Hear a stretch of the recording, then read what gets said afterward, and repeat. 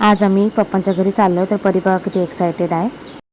पापा मा आज पापा कोयदा आता मा पापा कोयदा बाबा मा बघा कशी बोलते. तिचा व्हॉइस मुद्दामून कट केला नाही मी, कारण की ती किती एक्साइटेड असते बघा जाण्यासाठी.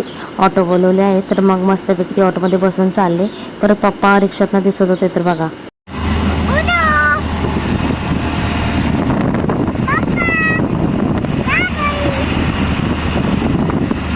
मग आम्ही पप्पांची मजा घेत घेत चाललेलो होतो ऑटोमध्ये.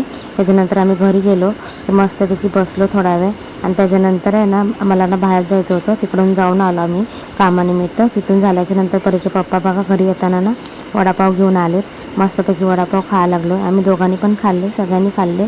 त्याच्यानंतर पप्पाने आहे ना लाडू करायला लागलेत. आज शेवचे लाडू करायचं चाललं आहे त्यांचं, पाक बनवायचं चाललं आहे. आता पाक बनवून झाला आहे, आता आम्ही लाडू करून घेणार आहे. आता तिघंजण आहोत म्हणून पप्पाने हा सगळा घाट घातला आहे.